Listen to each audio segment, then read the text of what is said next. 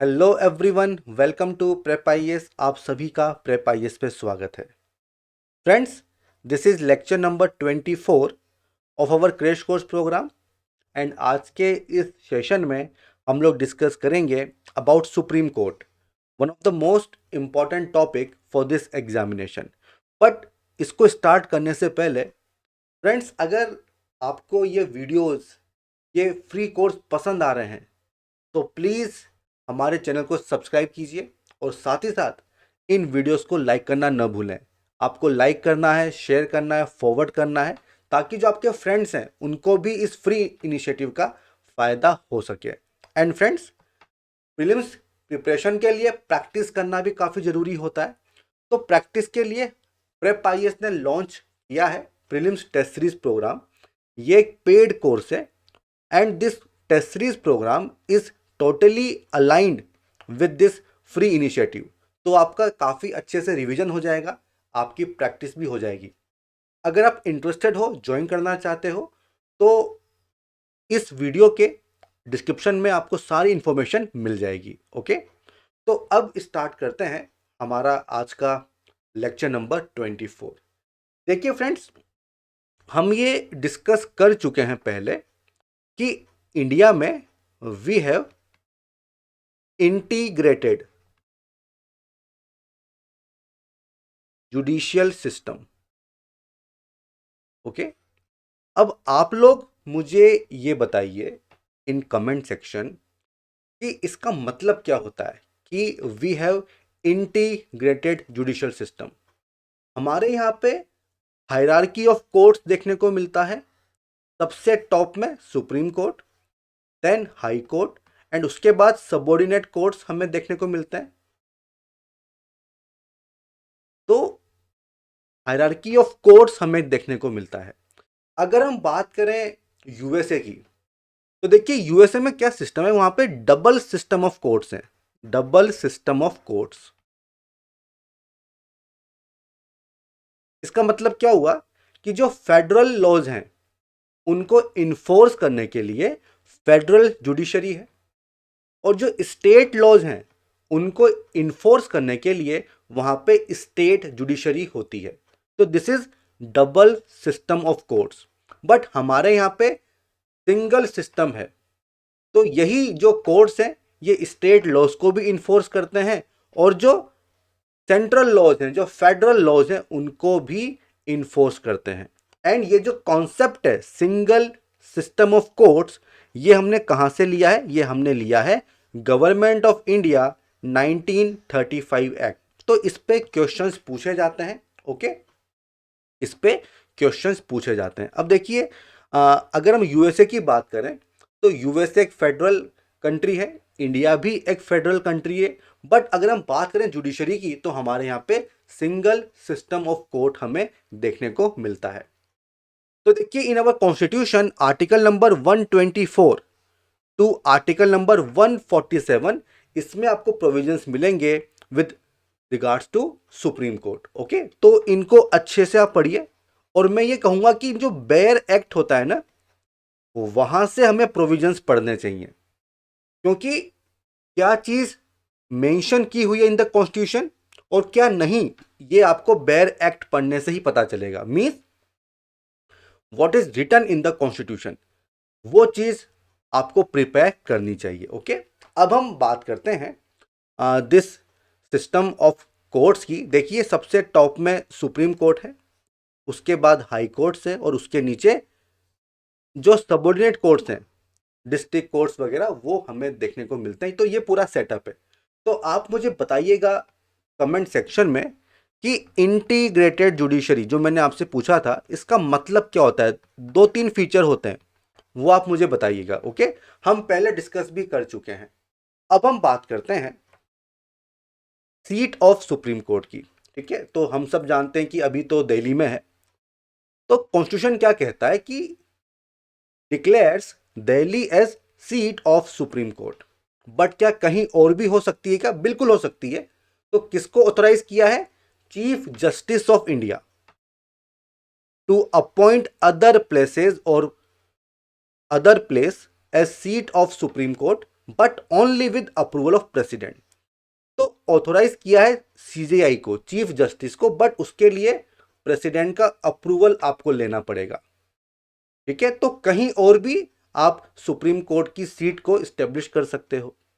अब this provision is only optional not compulsory, मतलब कोई कोर्ट ऑर्डर नहीं देगा सीजेआई को या प्रेसिडेंट को कि भाई इस जगह पे बनाइए, नहीं, this is optional and not compulsory. Okay, इस पे क्वेश्चंस पूछे जाते हैं। ओके, देखिए सारे आर्टिकल्स इंपॉर्टेंट है। ओके, सब पे क्वेश्चंस बनते हैं। अगला आता है ऑर्गेनाइजेशन ऑफ सुप्रीम कोर्ट। भाई सुप्रीम कोर्ट में कितने जजेस होंगे? तो देखिए कॉन्स्टिट्यूशन क्या कहता है कि एक तो सीजेआई होंगे plus not more than 7 other जजेस। ठीक है, एंड फिर पार्लियामेंट को बोला है कि बाय लॉ आप इंक्रीज कर सकते हो। ओके, तो अब ये भी आप मुझे बताइए एट प्रेजेंट जो हमारा सुप्रीम कोर्ट है उसमें कितने जजेस हैं including chief justice of India. But देखिए क्वेश्चन क्या बनता है कि कौन डिसाइड करेगा? तो पार्लियामेंट बाय लॉ।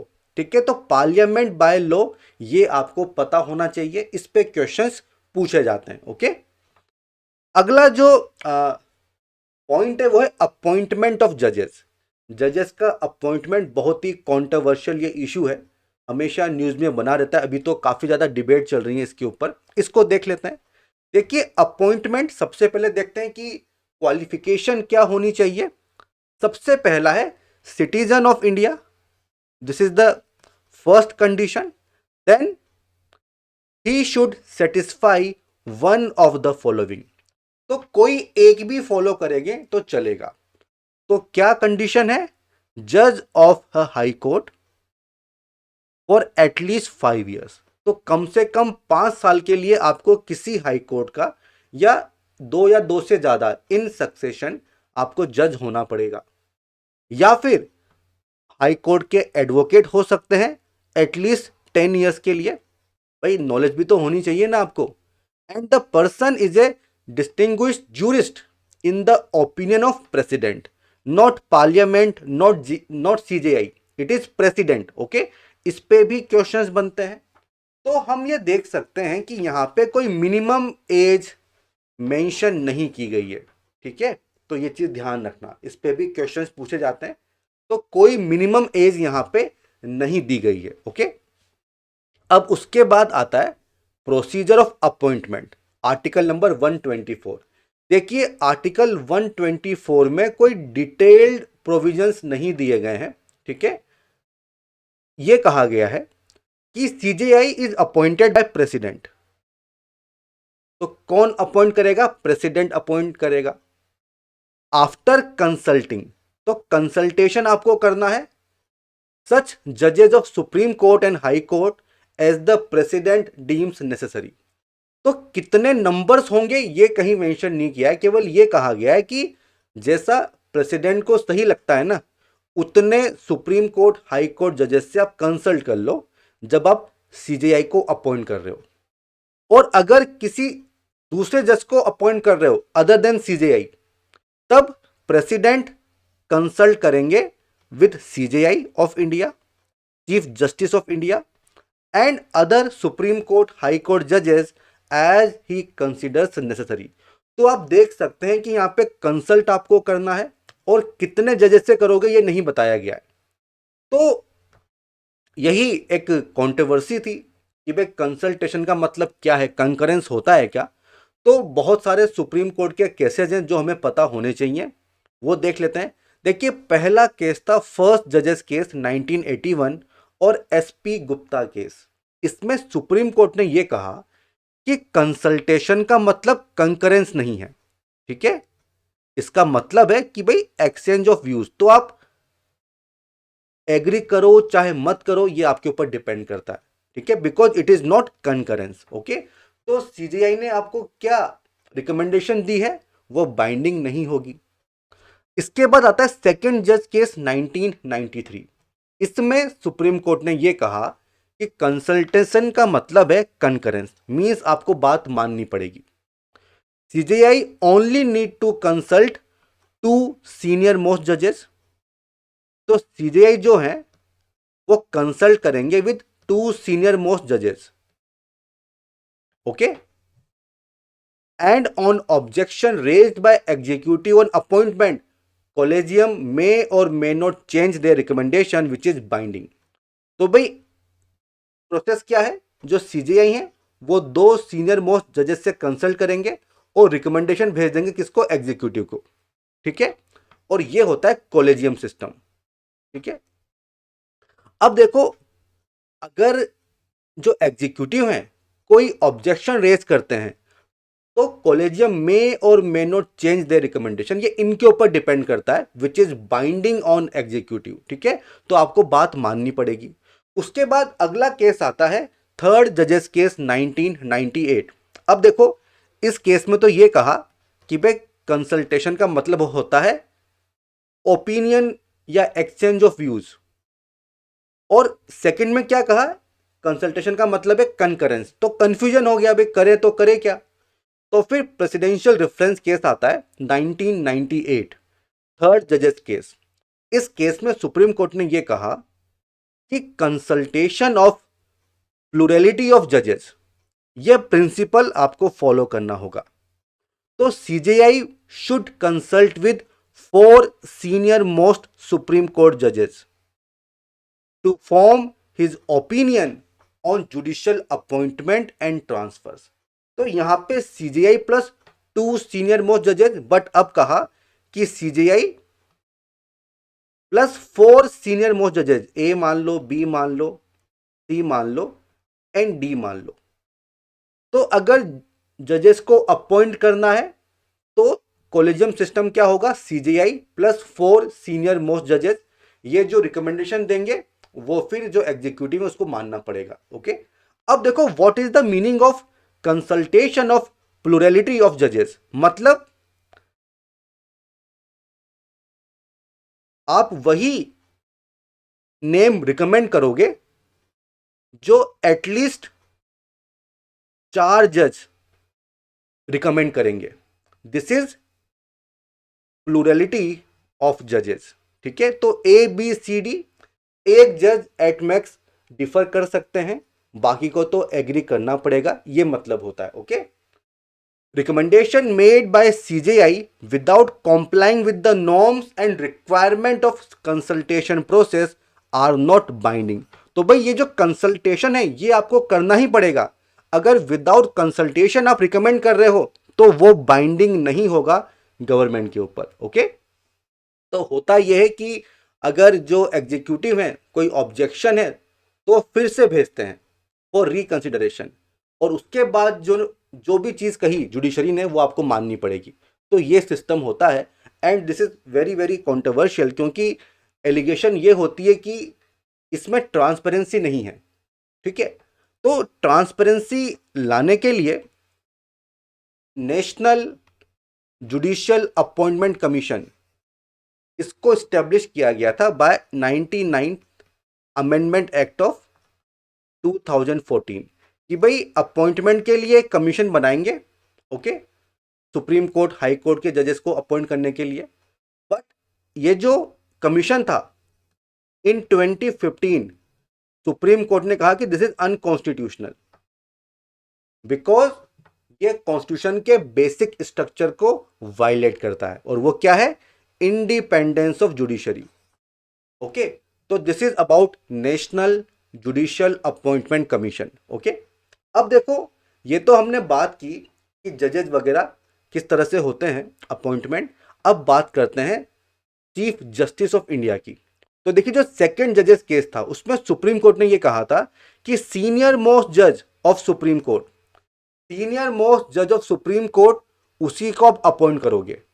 अब देखो मेरा क्वेश्चन आपसे ये है कि आप कैसे डिसाइड करोगे कि ये जज सीनियर मोस्ट है. मींस आप एज देखोगे या आप एक्सपीरियंस देखोगे इन supreme court.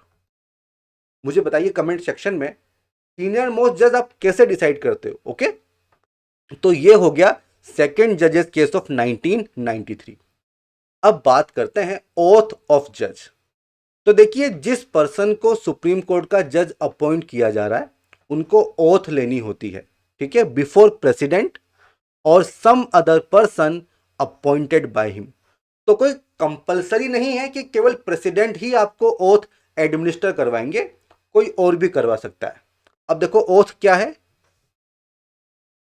To bear true faith, allegiance to the constitution of India, to uphold sovereignty, integrity of India, to duly and faithfully and to the best of his ability, knowledge, judgment, perform the duties of office without fear, favor, affection और ill will।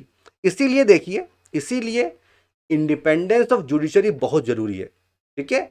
And to uphold the constitution and the laws, इसीलिए कहा जाता है कि who is guardian of constitution, supreme court. Who is guarantor of fundamental rights, supreme court. तो ये चीजें आपको याद होनी चाहिए, इन पे क्वेश्चंस पूछे जाते हैं। ओके, आगे बढ़ते हैं।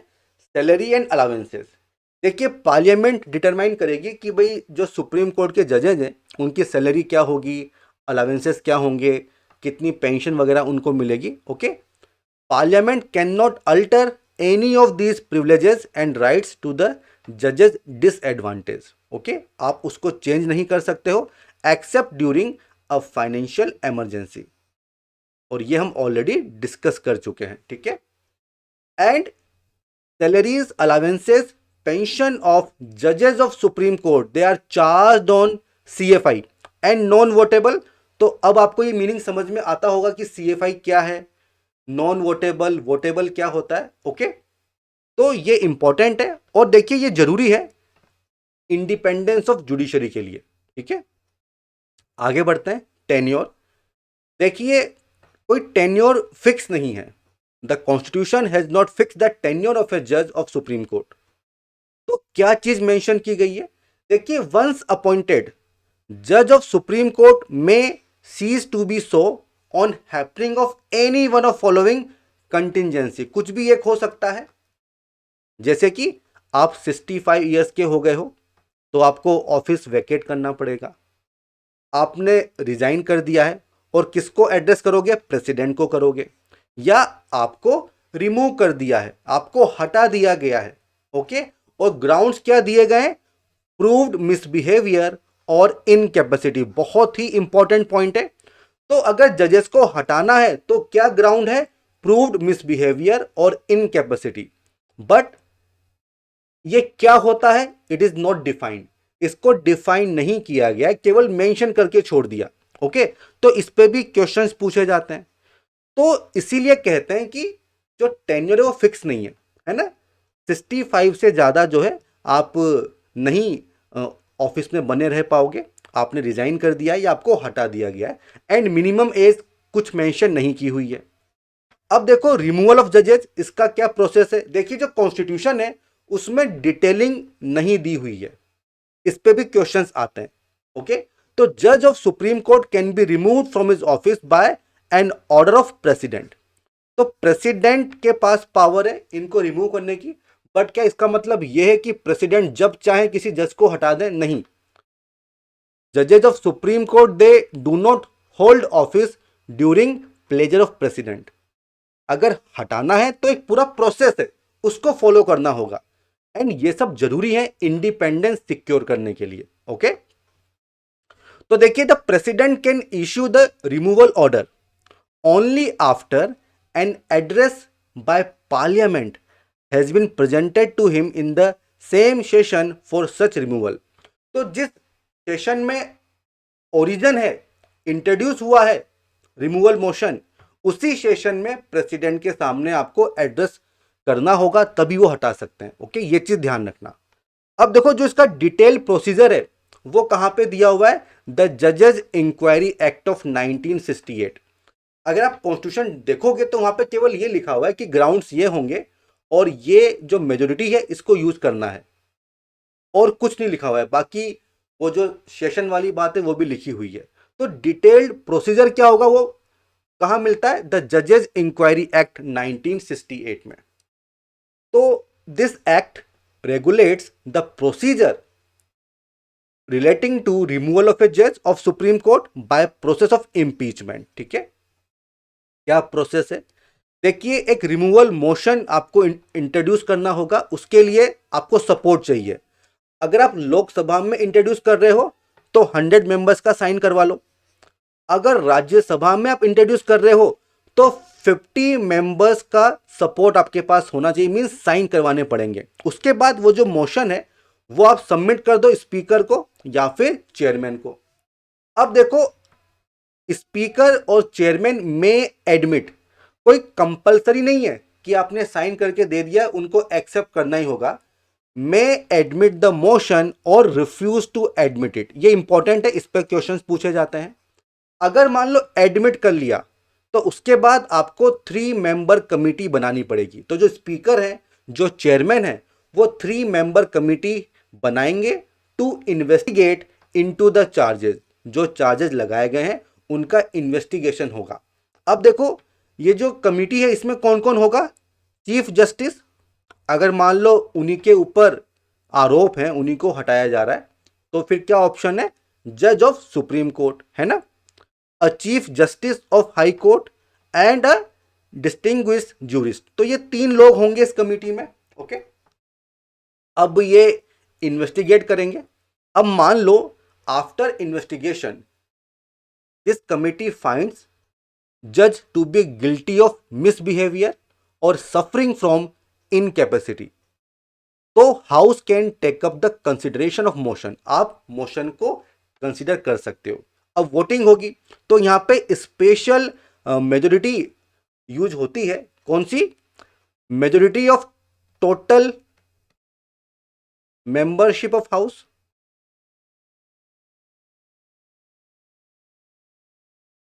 और majority of 2/3 members present and voting. तो ये ऑलरेडी हम काफी बार देख चुके हैं, जो 368 वाली मेजोरिटी है वही यहाँ पे यूज हो रही है। ठीक है, तो ये तो एक हाउस से पास हुआ। अब मैटर दूसरे हाउस में जाएगा, वहां पे भी इसी मेजोरिटी से आपको पास करना होगा। उसके बाद ये जो एड्रेस है ये प्रेजेंट किया जाएगा to the president. Okay, and finally the president passes an order removing the जज। तो ये पूरा प्रोसेस है एंड आज तक किसी भी सुप्रीम कोर्ट जज को रिमूव नहीं किया गया है, ये बात आप ध्यान रख लेना। तो काफी रेयर इंसिडेंट होगा। ठीक है, तो ये जो पूरी डिटेलिंग है ये कहां पे मिलती है? जजेस इंक्वायरी एक्ट 1968 में। ओके, अब देखो, एक्टिंग चीफ जस्टिस, ये इंपॉर्टेंट है, अभी रिसेंटली क्वेश्चन आया था इसी तरह से। तो मान लो जो चीफ जस्टिस हैं वो अवेलेबल नहीं है, या तो वैकेंट है उनका ऑफिस, या टेम्परली एब्सेंट है, या अनेबल टू परफॉर्म ड्यूटीज। तो भाई कोई तो होगा चीफ जस्टिस। तो प्रेसिडेंट कैन अपॉइंट अ जज of supreme court as acting chief justice. तो क्वेश्चन क्या आता है कि कौन अपॉइंट करेगा? तो प्रेसिडेंट कैन अपॉइंट। ओके, अगला आता है एडहॉक जजेस। भाई मान लो कि जजेस कम है सुप्रीम कोर्ट में, there is a lack of quorum, तो फिर एडहॉक जज आप अपॉइंट कर सकते हो। अब कौन करेगा? Chief justice of India. तो ही कैन अपॉइंट जज ऑफ हाई कोर्ट। किसी हाई कोर्ट के जज को आप एडहॉक जज ऑफ सुप्रीम कोर्ट अपॉइंट कर सकते हो, but for a temporary period. ये चीज ध्यान रखना, for a temporary period only after consultation with chief justice of the high court. तो जिस भी हाई कोर्ट के जज को आप अपॉइंट करने जा रहे हो उसके चीफ जस्टिस से कंसल्ट कर लो। ठीक है, and with the previous consent of president, president का भी अप्रूवल आपको लेना पड़ेगा। तो ये होते हैं एडहॉक जज। अब देखो, जिस जज को आप अपॉइंट कर रहे हो वो सुप्रीम कोर्ट जज बनने के लिए क्वालिफाइड होना चाहिए। तो जो कंडीशन थी ना वो फुलफिल होनी चाहिए। ठीक है, तो दिस इज एडहॉक जजेस। नेक्स्ट वन इज रिटायर्ड जज। तो भाई जो सुप्रीम कोर्ट के रिटायर्ड जज हैं या हाई कोर्ट के जो रिटायर्ड जज हैं, नॉलेज तो उनके पास भी काफी है ना। तो chief justice can request them to act as जज of supreme court again for a temporary period. आप रिक्वेस्ट कर सकते हो। यहां पे प्रेसिडेंट का कंसेंट आपको लेना होगा एंड जिस पर्सन को आप अपॉइंट करने जा रहे हो उसका भी कंसेंट आपको लेना होगा, also of the person to be appointed. Okay, कितना अलाउंस वगैरह मिलेगा? प्रेसिडेंट डिटरमाइन करते हैं। ओके, तो ये होते हैं रिटायर्ड जज। I hope this is clear to everyone. Okay, अब आता है प्रोसीजर ऑफ द कोर्ट। तो भाई क्या प्रोसीजर होगा, बेंच की साइज वगैरह क्या होगी, वो देख लेते हैं। देखिए, supreme court can make rules regulating general practice procedure to be followed by the court. तो क्या रूल्स होंगे, ये सुप्रीम कोर्ट डिसाइड करेगा, ठीक है, which are only subject to laws made by parliament and the constitution. Alright, then जो constitutional cases होते हैं, जो 143 प्रेसिडेंशियल रेफरेंस वाले केस होते हैं, तो बेसिकली वो कॉन्स्टिट्यूशनल बेंच उनको डिटरमाइन करती है। एटलीस्ट 5 जज बेंच होनी चाहिए। अभी आप लाइव स्ट्रीमिंग देख सकते हो, यूट्यूब पे आती है ना, तो आप देख सकते हो कि 5 जज बेंच किस तरह से काम करती है। Alright, all other cases are usually, देखो यूजुअली, तो ये कोई पत्थर की लकीर नहीं है ना, usually decided by bench consisting of not less than 3 जजेस। ओके, कम से कम 3 जजेस होंगे। ओपन कोर्ट में जजमेंट डिलीवर किए जाते हैं। All judgments are by majority vote, but अगर कोई जज डिफर करते हैं तो वो अपना डिसेंटिंग जजमेंट दे सकते हैं, जैसे अभी रिसेंटली दिया है ना। तो जैसे मान लो 5 जज बेंच है, तो 3:2 देखा जाएगा कि जो मेजोरिटी है उन्होंने क्या कहा है। ओके, इसके बाद the law declared by supreme court is binding on all courts with in the territory. तो जो सुप्रीम कोर्ट का जजमेंट है वो सभी कोर्ट्स के ऊपर बाइंडिंग होता है, सबको मानना पड़ेगा। And all authorities civil judicial they are required to act in aid of supreme court. ठीक है, तो सबको जो है सुप्रीम कोर्ट की एड में शामिल होना होगा, all authorities civil judicial. Okay, is this clear to everyone? अब बात करते हैं appointment of officers and servants of the court. किसके पास पावर है? चीफ जस्टिस ऑफ इंडिया, उनके पास एक्सक्लूसिव पावर होती है। ठीक है, in the matter of appointment of officers servants of the court, जो एडमिनिस्ट्रेटिव एक्सपेंसेस है, ठीक है, वो सब चार्ज होते हैं अपॉन द CFI, ताकि आप डिपेंडेंट न रहो। और ये भी इंपॉर्टेंट है to secure independence of supreme court, independence of judiciary. Okay, आगे बढ़ते हैं। इंडिपेंडेंस ऑफ जुडिशरी और सुप्रीम कोर्ट। देखिए, जो सुप्रीम कोर्ट है ये एक फेडरल कोर्ट है, हाईएस्ट कोर्ट ऑफ अपील है,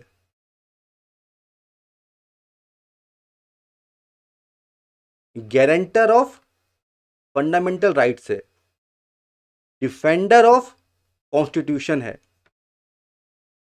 तो इसलिए इसलिए बहुत जरूरी है कि सुप्रीम कोर्ट अपना फंक्शन इफेक्टिवली करे, बिना किसी बायस के, बिना किसी फेवर के, बिना किसी फियर के। ओके, तो इसलिए इंडिपेंडेंस होना बहुत जरूरी है। और किस तरह से इसे सिक्योर किया गया, इस पे क्वेश्चंस आते हैं। तो पहला पॉइंट है मोड ऑफ अपॉइंटमेंट। देखिए, कोलेजियम सिस्टम है, तो यहां पे जो एग्जीक्यूटिव है उनका रोल एकदम मिनिमम होता है। ठीक है, देन सिक्योरिटी ऑफ टेन्योर। देखिए, प्रेसिडेंट आपको अपॉइंट करते हैं लेकिन रिमूव नहीं कर सकते, पूरा प्रोसेस दिया हुआ है, उस प्रोसेस को आपको फॉलो करना पड़ेगा। So they do not hold office during the pleasure of president, okay, although they are appointed by him. Then fix service condition, जो भी आपकी सैलरी वगैरह है वो कम नहीं होगी। ओके, जो भी एक्सपेंडिचर्स हैं, जो भी एक्सपेंसेस हैं, they are charge on CFI, ये हम देख चुके हैं। देन कंडक्ट ऑफ जजेस can not be discuss in parliament और स्टेट असेंबली। ठीक है, अनलेस आपके रिमूवल की बात चल रही हो, उसका मोशन कंसीडर किया जा रहा हो, तो तब कर सकते हो, अदरवाइज जो भी आपका कंडक्ट है उसको डिस्कस नहीं किया जाएगा। Then ban on practice after retirement. जो जजेस होंगे सुप्रीम कोर्ट के, आफ्टर रिटायरमेंट किसी भी कोर्ट, किसी भी अथॉरिटी के सामने प्लीड नहीं करेंगे। बिकॉज क्या हो सकता है कि जब आप जज हो तब आप किसी को फेवर करो, इस चीज को कम करने के लिए, रिड्यूस करने के लिए। Okay, ban on practice after retirement. Then power to punish for its contempt. भाई जो भी आपका डिसीजन है, जो भी आपके ऑर्डर है, अगर कोई नहीं मानता है तो आप उसको पनिश कर सकते हो फॉर कंटेम्प्ट। ओके, तो ये भी इंपॉर्टेंट है आपके इंडिपेंडेंस को सिक्योर करने के लिए। Then freedom to appoint its staff, already हम देख चुके हैं। एंड जो सुप्रीम कोर्ट है उसका जो जुरिडिक्शन है आप उसको कर्टेल नहीं कर सकते हो, ठीक है, वो कम नहीं होगा। And separation from executive, DPSP आपको याद आ ही रहा होगा। ओके, तो basically independence of supreme court, ये सारे पॉइंट्स हमें देखने को मिलते हैं। अब देखो सुप्रीम कोर्ट का जुरिडिक्शन क्या होता है वो देख लेते हैं। तो सबसे पहला है आर्टिकल 131, ओरिजिनल जुरिडिक्शन। भाई इसका मतलब क्या होता है? ओरिजिनल मींस आप डायरेक्टली सुप्रीम कोर्ट जा सकते हो, not by way of appeal. This is the meaning of original jurisdiction. तो भाई कौन से केसेस होते हैं?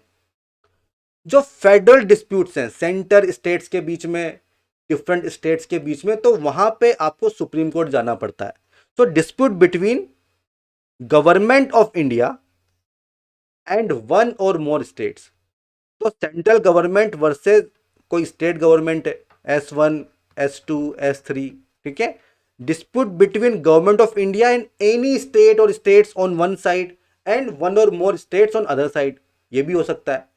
बिटवीन टू और more states if the dispute involves any question whether of law, means law को इंटरप्रेट करने का क्वेश्चन है, और फैक्ट मींस कोई एविडेंस वगैरह चाहिए।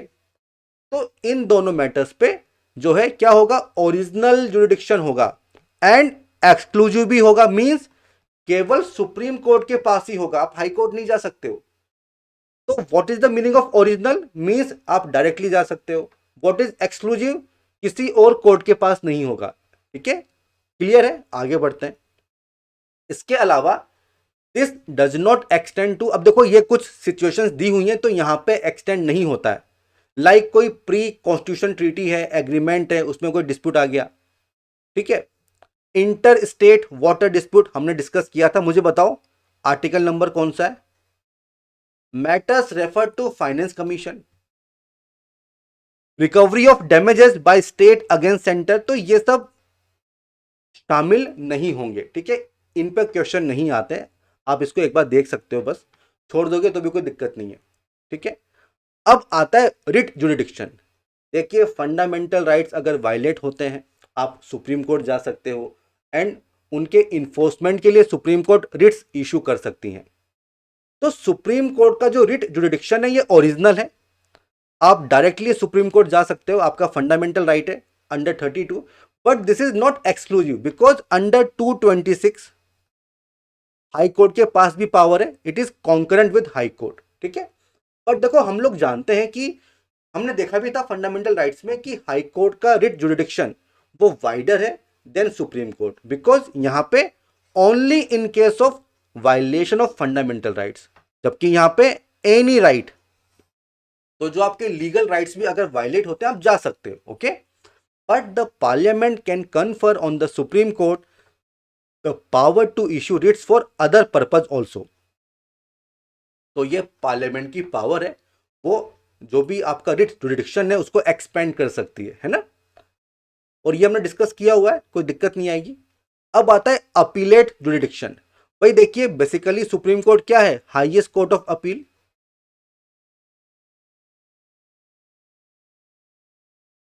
तो जो लोअर कोर्ट्स होते हैं,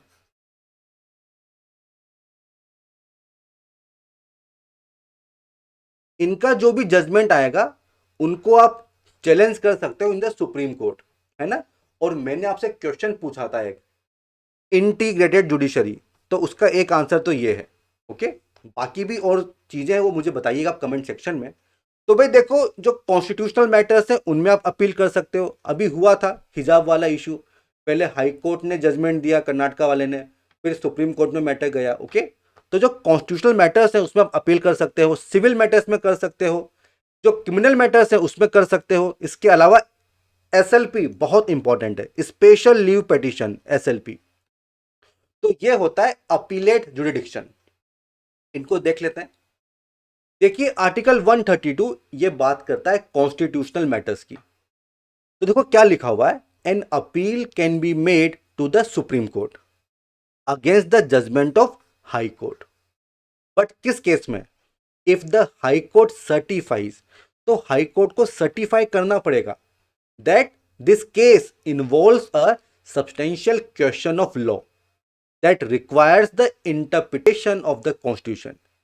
अब इसका मतलब क्या है, इसका मतलब यह है कि who is the final interpreter of the constitution, it is the supreme court. Article number 132। तो अगर इंटरप्रिटेशन में कोई दिक्कत है तो फिर अपील कर सकते हो सुप्रीम कोर्ट में, एंड यहां पे हाई कोर्ट को सर्टिफाई करना पड़ेगा। Alright, is this clear to everyone? This is article 132। अब देखो, based on the certificate the party can appeal to the supreme court on the ground that the question has been wrongly decided. तो आप interpret करो कि constitution का इस provision का मतलब क्या है।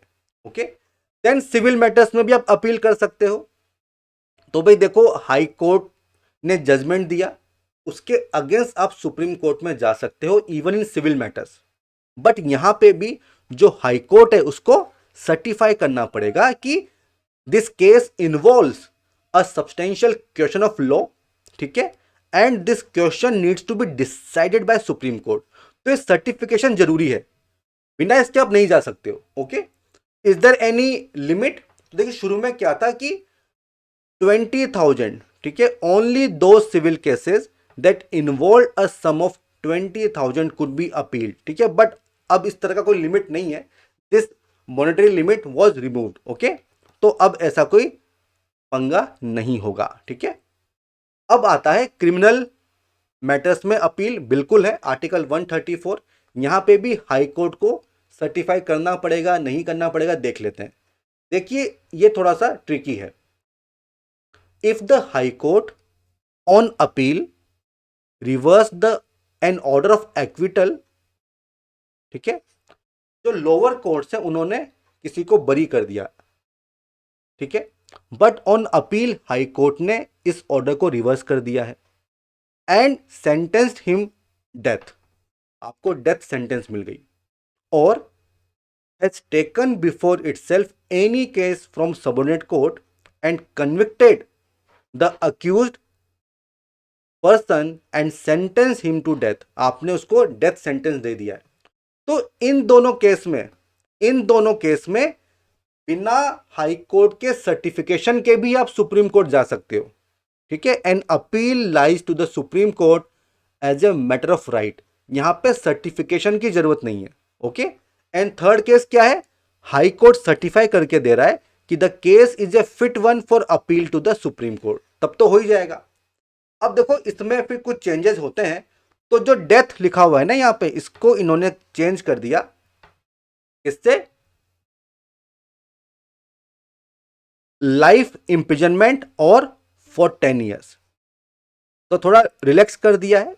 तो इन सब केसेस में भी बिना सर्टिफिकेशन के आप सुप्रीम कोर्ट में अपील कर सकते हो, आर्टिकल 134। ओके, आगे बढ़ते हैं। अब आता है appeal by special leave, important है। देखो काफी लोग क्वेश्चन पूछते हैं कि सुप्रीम कोर्ट क्या किसी भी मैटर में इंटरफेयर कर सकता है क्या? उसका आंसर है आर्टिकल 136। एक आंसर ये है, देखो इसमें क्या लिखा हुआ है कि the supreme court is authorise to grant in its discretion. तो ये एक डिस्क्रिशनरी पावर है, special leave to appeal from any judgment, any matter, any court और tribunal in the country except the military tribunal.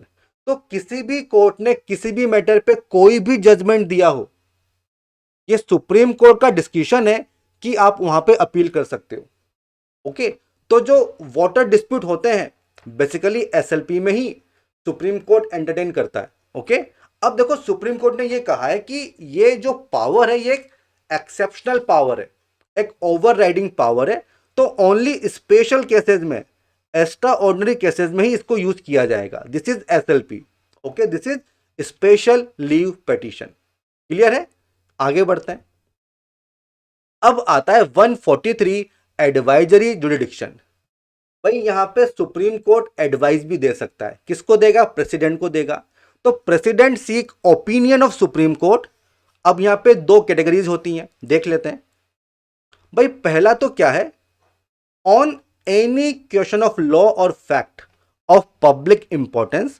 ये issue या तो आ चुका है या लगता है कि आएगा, तो आप ओपिनियन ले सकते हो सुप्रीम कोर्ट की। भाई सुप्रीम कोर्ट क्या है? हाईएस्ट कोर्ट है। On the dispute arising out of any pre constitution treaty agreement, तो इस मैटर पे भी आप ओपिनियन ले सकते हो। कौन लेगा? प्रेसिडेंट। अब देखो, ये जो फर्स्ट केस है, मान लो प्रेसिडेंट ने कहा कि भाई हमें ओपिनियन दो आप, तो सुप्रीम कोर्ट हाँ भी कर सकता है और मना भी कर सकता है कि हम देंगे या नहीं देंगे, हमारे ऊपर डिपेंड करता है, ठीक है। बट जो सेकंड केस है, सेकंड केस में supreme court must tender it's opinion. आपको अपनी एडवाइस देनी ही पड़ेगी। बस यहीं पे आपका काम खत्म हो जाएगा।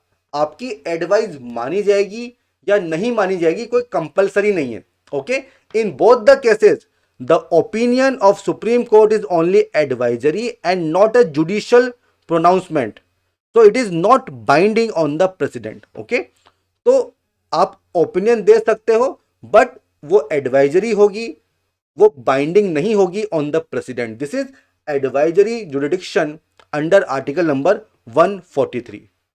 अब आता है अ कोर्ट ऑफ रिकॉर्ड। देखिए, जो कोर्ट ऑफ रिकॉर्ड्स होते हैं इनका बहुत ही हाई स्टेटस होता है, क्योंकि इनकी जो भी प्रोसीडिंग्स होती हैं उनको रिकॉर्ड किया जाता है, और ये जो रिकॉर्ड्स होते हैं ये एविडेंस की तरह काम करते हैं।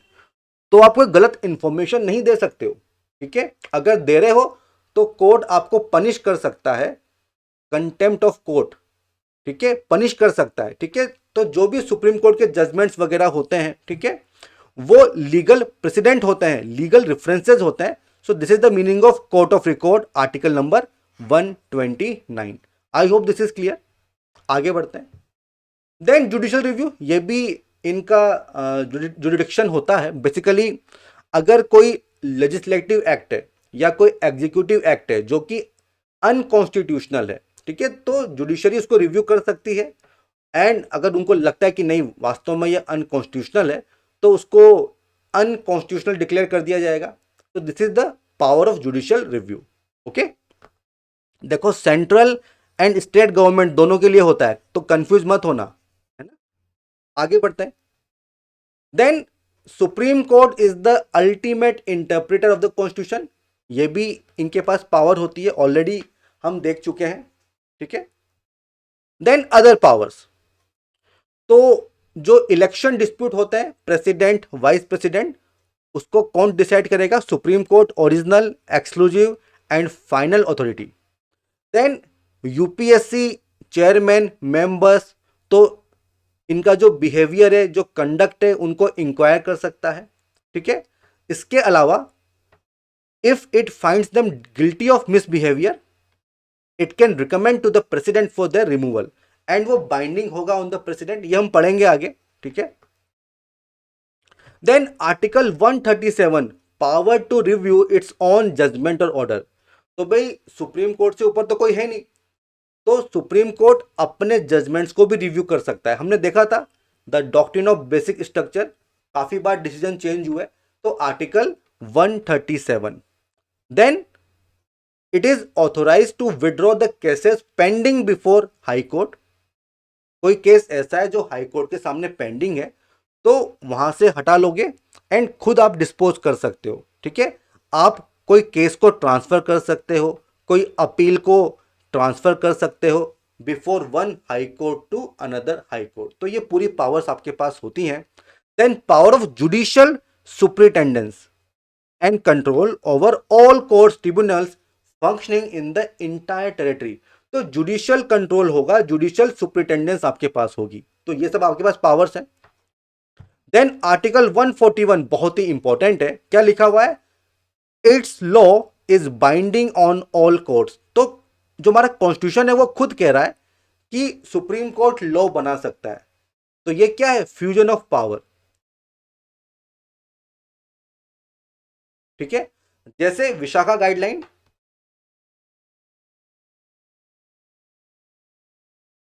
ठीक है, and its order is enforceable throughout the country, आपको फोर्स में लाना ही होगा। Then all authorities in the country should act in aid of supreme court, article 144 ये हमने देख लिया था। अब देखो आर्टिकल 142 बहुत ही इंपॉर्टेंट ये आर्टिकल है। देखो इसमें क्या लिखा हुआ है, स्काई इज द लिमिट। तो सुप्रीम कोर्ट कुछ भी कर सकता है देखा जाए तो। Article number 142, the supreme court in the exercise of its jurisdiction में pass such order which is necessary for doing complete justice in any cause, any matter pending before it। ठीक है, तो जैसे किसी ने पूछा था कि मनी बिल, उसमें फाइनल पावर किसके पास है, स्पीकर के पास है, ये लिखा हुआ है साफ साफ कॉन्स्टिट्यूशन में, साफ साफ मेंशन आप देख सकते हो। बट अगर आर्टिकल 142 देखें तो for doing complete justice in any cause matter pending before it, आप कुछ भी ऑर्डर पास कर सकते हो। तो यहां पे स्काई इज द लिमिट, ये मैं आपको बताना चाह रहा हूं। ठीक है, and any order so made shall be enforceable throughout the territory of India. Okay, is this clear to everyone? ठीक है, तो दिस इज आर्टिकल 142 एंड ये बेसिक स्ट्रक्चर है कॉन्स्टिट्यूशन का। देन आर्टिकल 138 ये क्या कहता है कि जो सुप्रीम कोर्ट का जुरिडिक्शन है, पावर्स है with respect to union list can be enlarge by parliament. आप कर्टेल नहीं कर सकते हो लेकिन बढ़ा तो सकते हो। ठीक है, फर्दर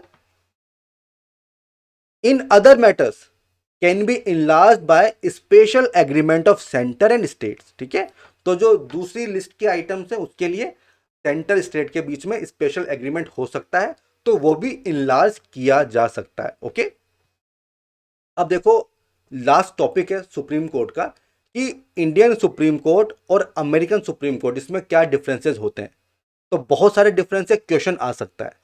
देखिए, अगर हम इंडियन सुप्रीम कोर्ट की बात करें तो its original jurisdiction is confined to federal issues, देखा था हमने आर्टिकल 131, जबकि यहां पे federal cases plus naval forces, maritime activities etcetera, तो थोड़ा सा बड़ा है ना। Then its appellate jurisdiction covers constitutional, civil and criminal cases, जबकि यहां पे कम है, only constitutional cases. Okay, then special leave petition है आपके पास, तो ये एक्स्ट्रा ऑर्डिनरी पावर है, जबकि ऐसा कुछ पावर यहां पे अवेलेबल नहीं है। देन इनके पास एडवाइजरी जुरिडिक्शन होता है, जबकि यहां पे ऐसा कुछ भी नहीं है। Scope of judicial review limited है, यहां पे बहुत ही ज्यादा वाइड है। देखिए बेसिकली शुरुआत में क्या था कि only procedure establish by law, but Maneka Gandhi में क्या हुआ कि ड्यू प्रोसेस भी इसी का पार्ट है ना, तो ये चीज तो आपको जब पता ही चल जाएगी। देन पार्लियामेंट जो है जुरिडिक्शन पावर को इनलार्ज कर सकता है, जबकि यहां पे ऐसा कुछ नहीं है। ठीक है, they are limited by the constitution. Then it has power of judicial superintendence control over state high courts, जबकि यहां पे ऐसा कोई सिस्टम नहीं है। वहां पे डबल सिस्टम ऑफ कोर्ट्स है, for federal laws federal judiciary है, for state laws state judiciary है। ओके, तो ये डिफरेंसेस याद होने चाहिए, क्वेश्चंस पूछे जाते हैं और यहाँ पे हमने डिस्कस भी कर लिए। और इसी के साथ ये जो हमारा सुप्रीम कोर्ट वाला जो चैप्टर है यहीं पे एंड होता है। आई होप आपको समझ में आया होगा। अगर कोई डाउट है तो आप पूछ सकते हो मुझसे कमेंट सेक्शन में, मैं डेफिनेटली कोशिश करूंगा रिप्लाई करने की। ठीक है, एंड फ्रेंड्स अगर आपको ये सेशंस पसंद आ रहे हैं तो प्लीज़ इन्हें लाइक कीजिए, शेयर कीजिए, फॉरवर्ड कीजिए। और अगर आपको अच्छे से प्रैक्टिस करनी है तो जो हमारा पेड प्रोग्राम है, टेस्ट सीरीज प्रोग्राम, आप उसको ज्वाइन कर सकते हो। उसकी सारी डिटेल्स आपको मिल जाएंगी इस वीडियो के डिस्क्रिप्शन बॉक्स में। So all the best, goodbye and Jai Hind.